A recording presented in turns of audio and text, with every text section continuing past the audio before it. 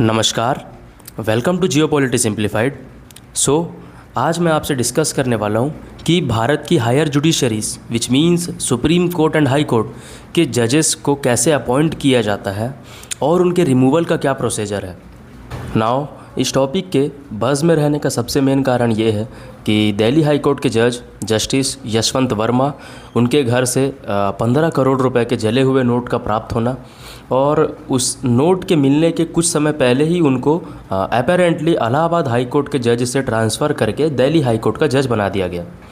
अब ये नोट मिलने के बाद सुप्रीम कोर्ट के उस समय के chief justice of India Sanjiv Khanna ji ने 3 मेंबर की कमेटी भी बनाई इस पूरे प्रोब को इन्वेस्टिगेट करने के लिए।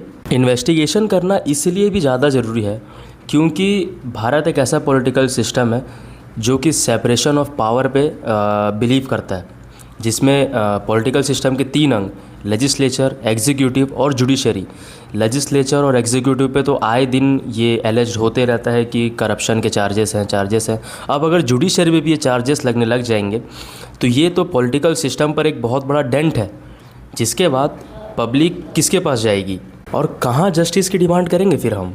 So let us understand what does constitution tells about कि कैसे जजेस को अपॉइंट किया जाता है और कैसे उनको रिमूव किया जाता है। शुरू करते हैं अपॉइंटमेंट से, जो कि हमारे कॉन्स्टिट्यूशन के आर्टिकल 124 में सुप्रीम कोर्ट के बारे में और आर्टिकल 217 में हाई कोर्ट के बारे में क्वालिफ़िकेशन और जजेस के टेन्योर और अपॉइंटमेंट के क्या प्रोसीजर है उनके बारे में आपको विस्तार से पूरी जानकारी देता है। आर्टिकल के अनुसार किसी भी व्यक्ति को अगर सुप्रीम कोर्ट का जज बनना है तो सबसे पहली क्वालिफ़िकेशन है he should be the citizen of India, कि भारत का नागरिक होना बहुत ज़रूरी है। प्लस 5 साल तक आप भारत के किसी भी हाई कोर्ट में आप एज अ जज रहे हो या प्रेसिडेंट की नज़र में आप कोई ऐसे डिस्टिंग्विश्ड जूरिस्ट हो जिसको प्रेसिडेंट अपॉइंट कर सकते हैं।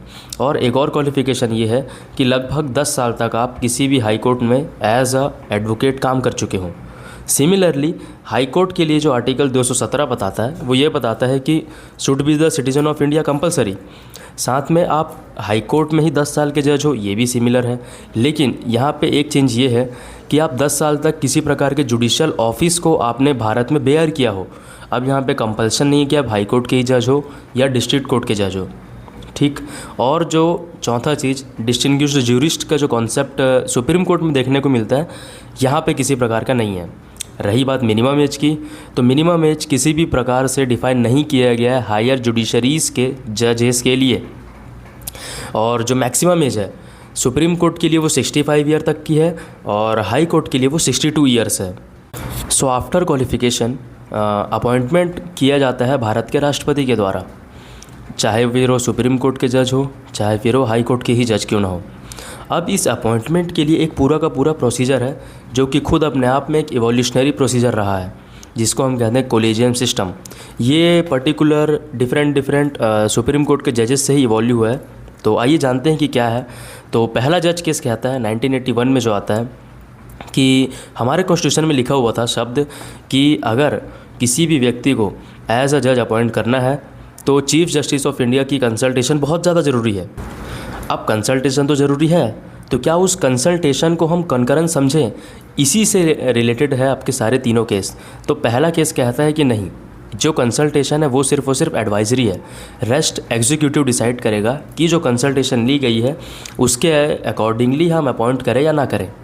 अब उसके बाद सेकंड जज केस जो 1993 में आता है, यहाँ पे सुप्रीम कोर्ट ने अपने पुराने जजमेंट को ही पूरी तरीके से रिवर्स कर दिया और कह दिया कि consultation means concurrence which means it will be binding on the president.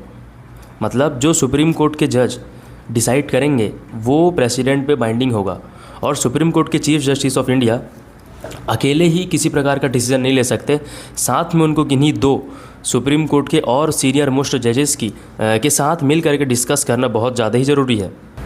अब यही नहीं, सुप्रीम कोर्ट खुद फिर उसके 5 साल के बाद ही एक जज केस और आ जाता है 1998 में, जिसमें सुप्रीम कोर्ट ने अपने इस सिस्टम को, जिसका नाम कोलेजियम सिस्टम रखा गया, उसको और एक्सटेंड करते हुए ये कह दिया कि 5 जज की बेंच होगी। मतलब एक पूरी मेंबर कमेटी होगी जिसमें चीफ जस्टिस ऑफ इंडिया होंगे, साथ में कोई 4 सीनियर मोस्ट जजेस होंगे, whether it will be man और वुमेन डजेंट मैटर।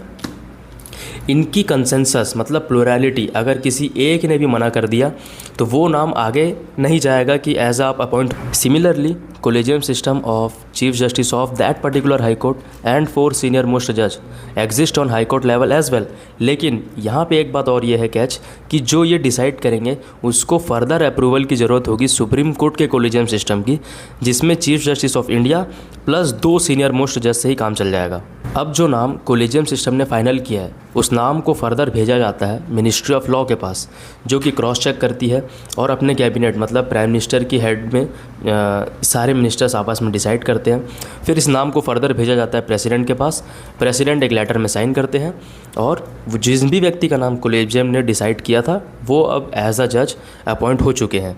लेकिन कैच ये है कि जहाँ पे जुडिशरी ने नाम भेजा दूसरी तरफ आपको जाना पड़ता है एग्जीक्यूटिव के पास, तो ये एक टसल देखने को मिलता है।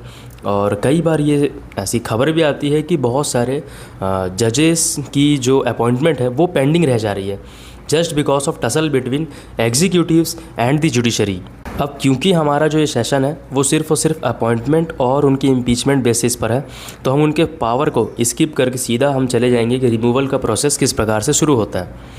तो रिमूवल का प्रोसेस शुरू होता है, पहला स्टेप आता है कि रिजोल्यूशन को कौन से हाउस में लाया जाए। तो इसमें किसी प्रकार का कोई बाइंडिंग नहीं है कि लोकसभा में ही आएगा या फिर राज्यसभा में ही आएगा, किसी भी हाउस से इनिशिएट हो सकता है। बाइंडिंग बस इस बात में है कि अगर लोकसभा से स्टार्ट होगा तो उसमें 100 मेंबर्स की बैकिंग बहुत ज़्यादा ज़रूरी है। सिमिलरली राज्यसभा में होगा तो वहाँ पे 50 मेंबर की बैकिंग से ही काम चल जाएगा। आगे अगर लोकसभा में हुआ है तो वहाँ के स्पीकर, राज्यसभा में हुआ है तो वहाँ के चेयरपर्सन के हाथ में रहेगा कि इस रिजोल्यूशन को टेक करना मतलब लेना है या रिफ्यूज़ करना है।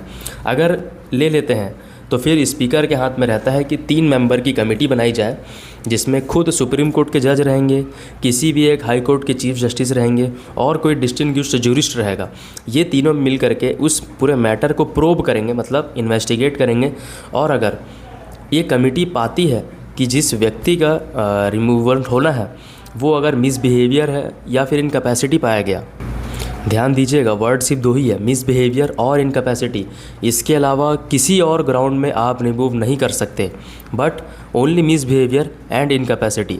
अगर इन दोनों में से कोई भी एक ग्राउंड पाया जाता है तो स्टेप 5 कहता है कि अब इस रिजोल्यूशन को फिर से हाउस में भेजा जाए, जहाँ से स्पेशल मेजॉरिटी जो कि होती है 2/3 of present and voting with 50% of total strength. So after passing the resolution, इस रिजोल्यूशन को भेजा जाता है प्रेसिडेंट के पास, जो कि अपना फाइनल ऑर्डर दे करके उन जज को रिमूव कर देंगे। हालांकि अभी तक किसी भी जज को इस प्रोसीजर के द्वारा रिमूव नहीं किया गया है। इसके पहले 2 जजों के ऊपर केस चला था इसी प्रकार का, लेकिन एक ने रिज़ाइन कर दिया और एक का रिजोल्यूशन पास ही नहीं हो पाया। ये 3rd रिजोल्यूशन है जिसको अभी राज्यसभा से तो अप्रूवल मिल चुका है लेकिन लोकसभा से मिलना अभी बाकी है। अब इंटरेस्टिंग बात तो ये है कि इस रिजोल्यूशन के इनिशिएशन से भी बहुत ज़्यादा पॉलिटिकल डिबेट स्टार्ट हो गई, क्योंकि लोकसभा मतलब जो रूलिंग पार्टी है वो चाह रही थी कि लोकसभा से स्टार्ट हो ताकि क्रेडिट लोकसभा की रूलिंग पार्टी को जाए। दूसरी तरफ में ओपोजिशन चाह रहा था कि राज्यसभा से स्टार्ट हो, जो कि स्टार्ट हो चुका है। और कहा जा रहा है कि इसी के चलते हमारे वाइस प्रेसिडेंट जो थे पूर्व हो चुके हैं, अब उन्होंने रिज़ाइन किया। तो अब ये देखना होगा कि क्या जस्टिस यशवंत वर्मा भारत के इतिहास के पहले जज बनते हैं जिनको कॉन्स्टिट्यूशन के रिमूवल प्रोसीजर के अनुसार रिमूव किया गया है, और नहीं तो फिर क्या होता है, क्या ये करप्शन के चार्जेस ऐसे ही खाली रह जाएंगे। तो जानने के लिए कुछ भी अगर ऐसा कुछ होगा तो मैं उसके लिए एक अपडेट वीडियो ज़रूर लेके आऊँगा। तब तक के लिए धन्यवाद। जय हिंद।